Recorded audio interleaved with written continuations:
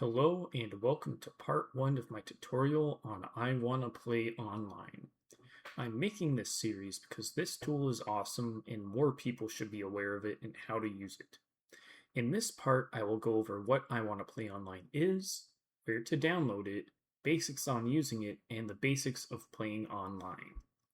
I Wanna Play Online is a tool that was initially made by Quentin Januel, aka Dappermink. The tool makes online versions of most I Wanna Be the Guy fan games made in GameMaker. These online versions allow you to see other players playing the same game as you, and also allows you to share saves with them for cooperative playthroughs. After inactivity from Dappermink, development on I Wanna Play Online stagnated until TheBiob decided to fork the project and improve it himself. This is the version I am basing my videos on, as it is unfortunately not nearly as well known compared to the original version, which was last updated back in 2022. To download this version of I Wanna Play Online, go to the GitLab page I've linked in the description. From there, click on Releases. The download for the tool will be listed as a zip file under Other. Extract the zip to a folder that will be convenient to access from where your I Wanna Be the Guy fan games are located. In the extracted folder, you should see iwpo.exe. This is the tool that will create online versions of games. To use it, simply drag the exe of the game you're trying to play onto iwpo.exe.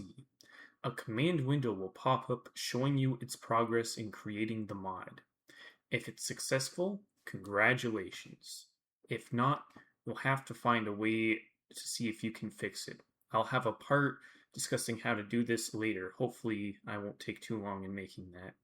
Regardless of what the outcome is, press enter to exit the command window. Before I move on to the next part, I'm going to take a moment to draw attention to important things about the default options. If you go to the config folder, you should see a file called _default.ini. Open it in a text editor of your choice. These are the default options the tool uses.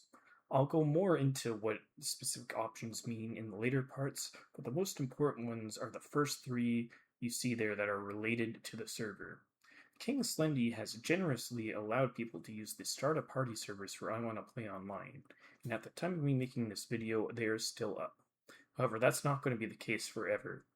If you need or want to use a different server, you'll have to change these options, and assuming you know what the server is or you're hosting a server yourself, it should be pretty self-explanatory what you should change them to. Also, while it isn't really necessary, I would recommend uncommenting the use fox writing equals false line by getting rid of the hash in front of it.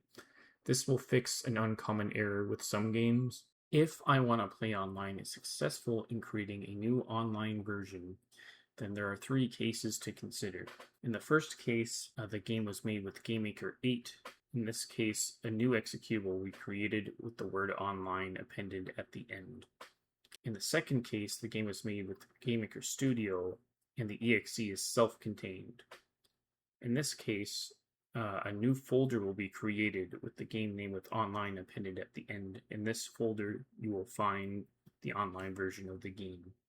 In the third case, the game is also made with GameMaker Studio, but it is already unpacked, and you will know this by the fact that the data.win file is there in the directory with the exe. In this case, the data.win will be renamed databackup.win, and then a new data.win will be created. And this is the one that has all the online information. If you want this game to go back to its offline version, you will have to either move, rename, or delete the data.win and then rename the old databackup.win back to data.win. Alright, so that's how you set up and make an online version, but what do we do when we actually play it? Let's check it out. So the first thing, gotta capture this here. It's going to give you a pop-up window.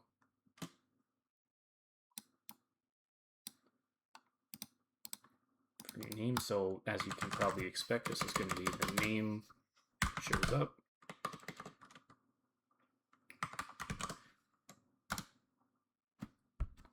Next, it's gonna ask for a password. So everyone who types in the same password will be able to see each other. So for example, if you leave it blank, everyone who leaves it blank will be able to see each other. If you type in swag, every other person who types in swag will be able to see each other.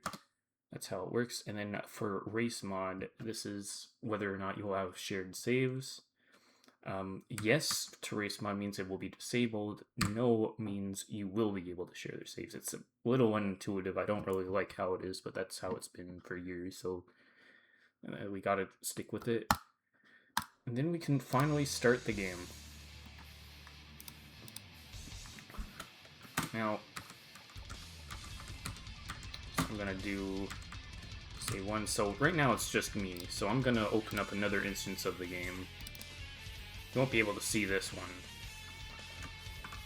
but I'm gonna type in the same password. And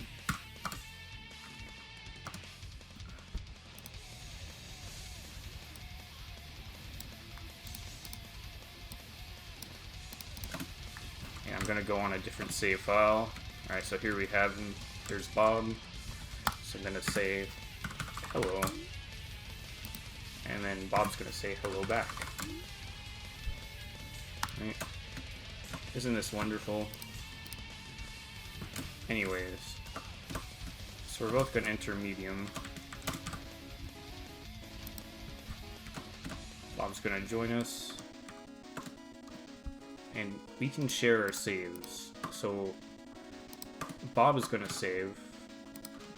And I'm going to restart. And look, I got his save file. If I restart again, I take my save. And that's how it works. Basically, if you saved most recently, you take your save. If someone else saved most recently, you'll take their save. It's in a queue. So like if Bob saves and then I save, I still take my save because I saved most recently. Now let's say you don't want to share saves. What you can do is you can press I. The first thing says ignore save position variable. So that's just a thing about saving, is there's a save position variable that determines whether or not you share a save. You only really need to care about that for games where it's broken, such as games using Linux engine. Most of the time it doesn't really do anything. So you want to press it again, and now we have online saves disabled. So if Bob saves and then I restart, now we don't take his shared save. Now this does not work the other way around. So if I save and then Bob restarts, Bob will still take my shared save, even though I have online saves disabled. It only stops me from loading a shared save. It does not stop you from sharing a save with other people. And there isn't really a thing here I can use to showcase this last thing. I'll see if I can find another game to demonstrate this with.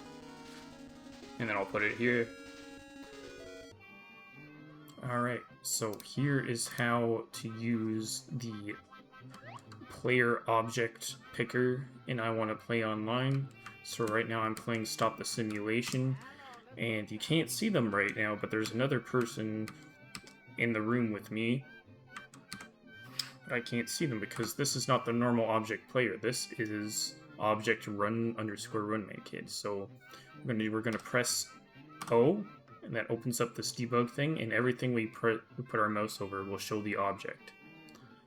And so we're going to click on, okay, and now I'm sharing the object, but I still can't see the other person because they also need to share it. So I'm going to share it on their screen as well. And there we go. Now we can see each other. See, like, boot.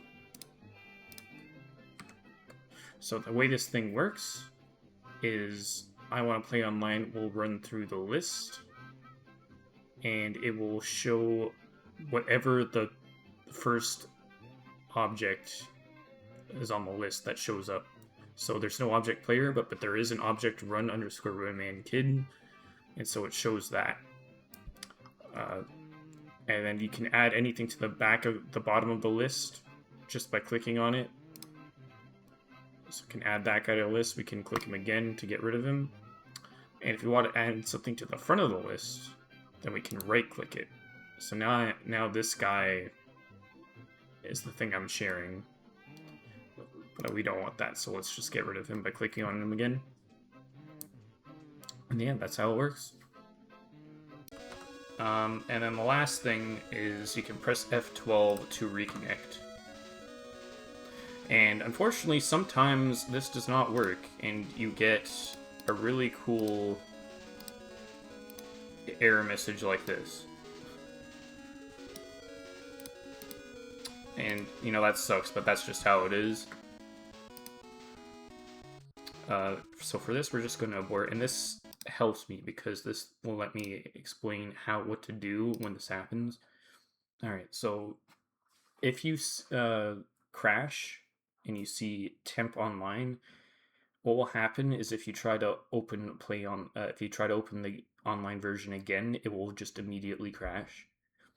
And so all you gotta do to fix that is just delete the temp online, and then the error will go away.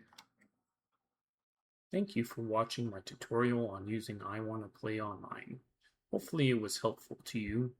Stay tuned for more parts in the future.